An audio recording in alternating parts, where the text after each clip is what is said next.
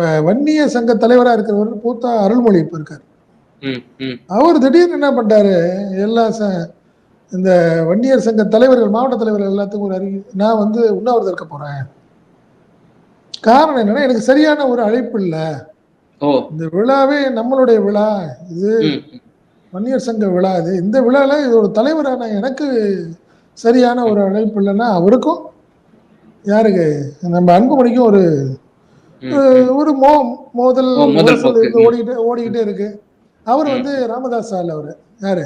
ஓ! ஓஹோ! மூத்த அருள்மொழி வந்து ராமதாஸ் ஆளு. ம், அதனால ஒரு ம், ஒரு ஒரு மோதல் ஓடிக்கிட்டே இருக்குன்னு வச்சுக்கங்க. உடனே இது கேள்விப்பட்டு அப்புறம் ராமதாஸ் கூப்பிட்டு ம், எல்லாத்தையும் கூப்பிட்டு அவருக்கு சமாதானப்படுத்துங்கன்னு சொல்லி அப்புறம் ம், ம், சமாதானப்படுத்திட்டாங்க. விழா நடக்குதுன்னு வச்சுக்கங்க. நிகழ்ச்சி நடக்குது. ஆனாலும் அடுத்தடுத்த விஷயங்கள்ல வந்து இது இந்த நிகழ்ச்சிக்கு அப்புறம் பாட்டாளி மக்கள் கட்சியில மீண்டும் அந்த நீத்து நீர் போத்து நெருப்பு போல் அப்படின்னு ஒரு வார்த்தை சொல்லுவாங்கல்ல. ம், ம், அதுக்கப்புறம் இந்த ம். பிரச்சனை வந்து கண்டிப்பா வரும்.